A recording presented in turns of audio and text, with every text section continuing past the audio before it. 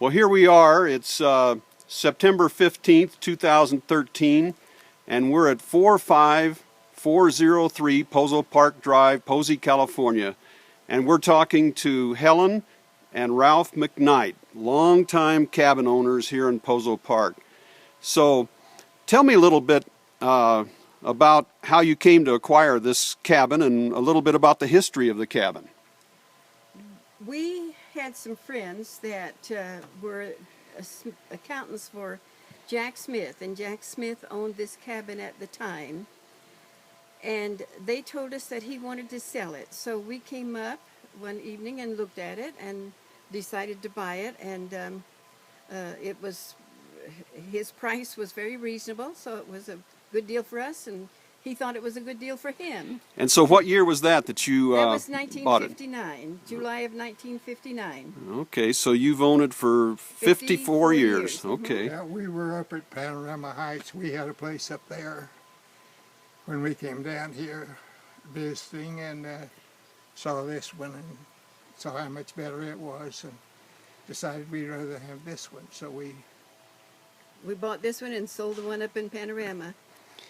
Okay, well, what about the previous owners of this cabin? Obviously, it was built before 1959. The only one that we have any record of is a T.I. Cooper, who apparently Jack Smith bought the place from, and Cooper bought this place when it was just 2 little rooms and a porch, and then he remodeled it after World War II with materials that where he would find an old building being torn down, he would buy the materials to do his construction here, because there were no new materials right after the war, and he had to do with the best he could find at the time from buildings being torn down.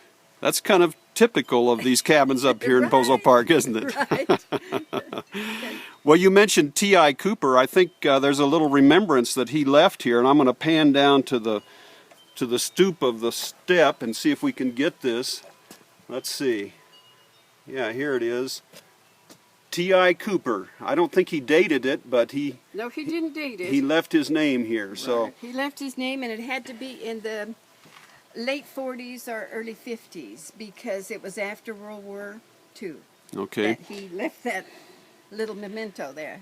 Well, when do you think this cabin was actually built, and who built it? Do you know? I do not know who built it, but I know it had to be here in the 30s, because the Dunns had the place across the creek from us, Mr. Dunn, and his daughter is Lorraine Schreffler, and she told me that they came up here as little kids and stayed all summer. Their older sister was their person that looked after them. The parents had cleaners down in Bakersfield somewhere. I see.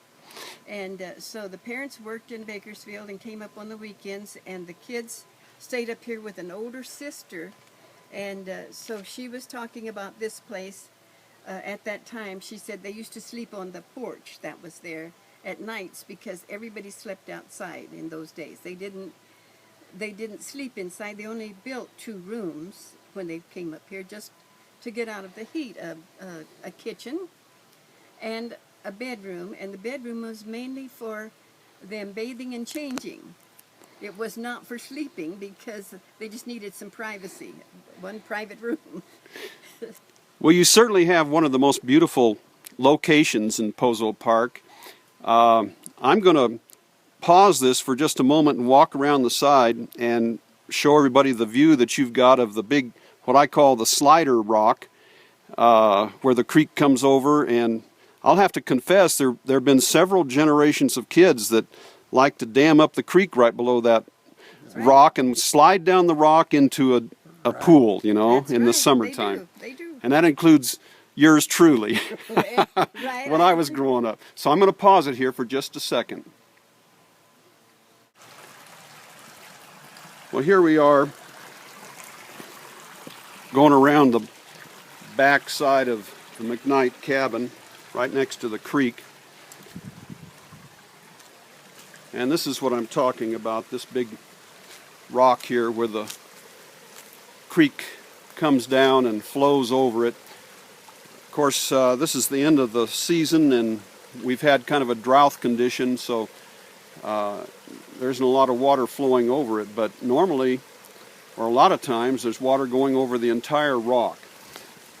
And obviously, this thing has been here for a millennia, because the water has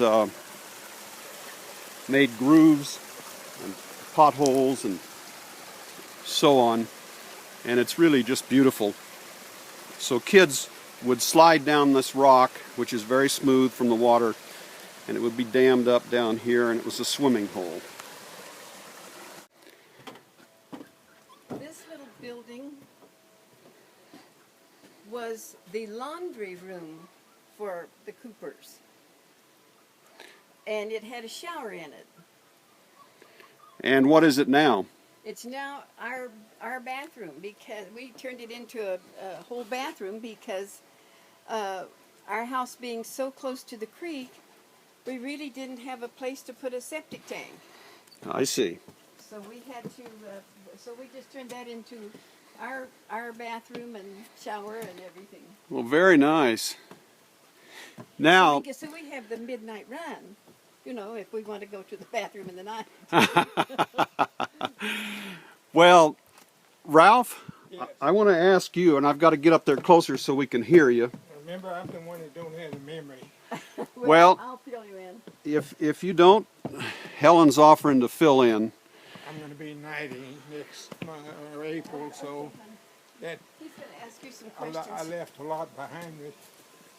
I've got to pan away from you here so I can see if I can climb this hill. I know, I want. not any level ground around here. All right, here we go.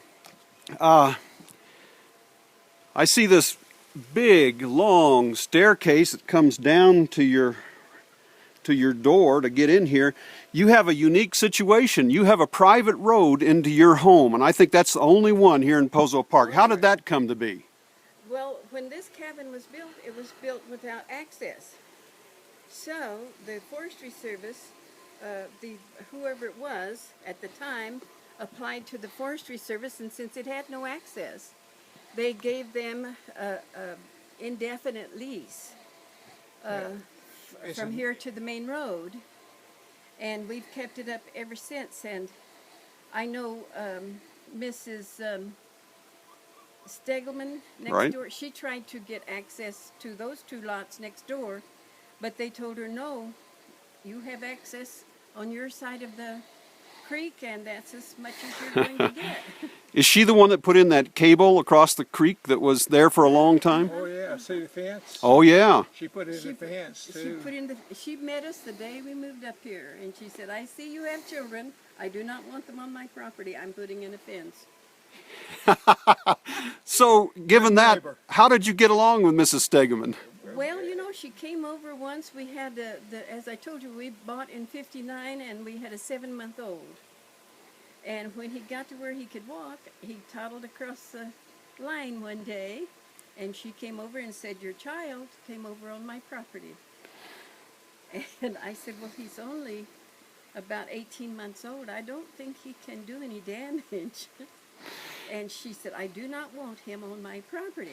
Yeah. I don't want was a nice anybody lady. on my property. So I said, Mrs. Stegelman, do you know where you are now? She said, what? I said, you're sitting in my kitchen. Would you get up and leave and don't come back? Oh, well, that's good. What was her reaction? She got up and left, and she was reasonably decent to us after that. She never, ever said much to us. Well, She built the fence. You can see the barbed wire fence is down now.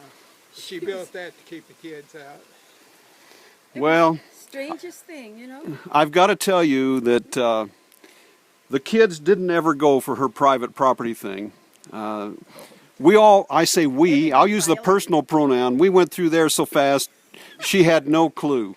Well, you know what? Everybody violated it. Yeah. And one day I saw her with Matt across the creek, Matt Treffler. Uh-huh.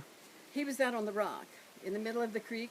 She came down with a shovel, and she grabbed him by the hair of the head. She was hitting him with the shovel, And he had a board, and he was hitting her with a board. How old was Matt then? Matt was about 10, and it was kind of a funny thing to watch. Well, tell me something. You mentioned you had I think an 18-month-old back in We had he was 7 months old when we moved here. Okay. And we had a 9-year-old at that time. Well, tell us the names of your family. I know there's a whole progression of McKnights. Well, there was Ralph Jr., who was 9 at the time, and he's now 60. And Cleve, who was 7 months at the time, and he is now 54. So that's how I keep up so well with how long we've been here. Right. And Benton, he is 52. And then there's Charlie, who is 50. So we don't have any young ones anymore. Are they all attorneys? 3 of them are attorneys. They've all been through law school, but the youngest went into investments. Okay. So it's McKnight, McKnight, McKnight, and McKnight Right. in Bakersfield. Okay, very good. Now, Ralph, I understand you're a UCLA alumnus. Yes, I am. What do you think about their team this year? I like the second half of that game. I haven't seen it yet, but it's recorded for me down Bakersfield. Charlie recorded it for me to see. Ralph was always faithful. He watched the games regardless. So they beat University of Nebraska at Nebraska yesterday. Yeah, That's quite an it's quite a accomplishment. victory, an accomplishment there. Nebraska's always pretty strong, you know. And when did you graduate from UCLA? 1949, I'll be darned. That's undergraduate, huh? undergraduate. And then he graduated from Then law I went school back to there law in school. 53. Okay.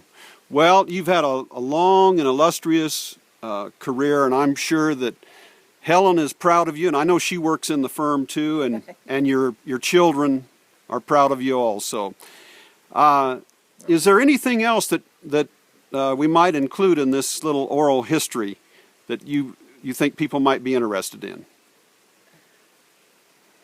Well, you know, we had Mr. Conklin over Oh, here as yes. a neighbor. Mm-hmm. He was a delight of the area, and I'm sure you knew him too. Oh, very well. And he used to come over every time that we came up. He'd come over and visit, and the kids always just loved him too. And he was a page boy, you know, in Congress when he was just little. His dad fought in, what was it, some war? Was it the... He was in the Spanish-American Right, War Spanish-American. and a little bit of World War I think. And so Mr. And he died, and Mr. Conklin became a page boy in Congress as a result of his dad's service to the country. Who was it that passed away? Mr. Conklin's father. Okay. And so somehow he became a page boy in Congress. Yeah. And he was a very interesting man, very, very interesting. He had an accident coming down to Bakersfield about the time that President Kennedy was assassinated that weekend. And then he was never able to come back Yeah. up here. Well, we miss him. We Yeah, do. And we do too. Because he he was always a delight to visit with. He was a very cerebral guy, a learned man. he was. He was. He's that. Well, listen, Ralph and Helen, thank you very much for this interview, and I'm sure everybody's going to be delighted. I hope that you get an interview from everybody and you get a really good history and background. I'm sorry we can't go back farther than the Cooper people, but and I know that Lorraine Schreffler, who was a Dunn, would be able to do that. We plan on interviewing everybody that we can get, including Lorraine Schreffler. Well, thanks again. We appreciate it very much. You.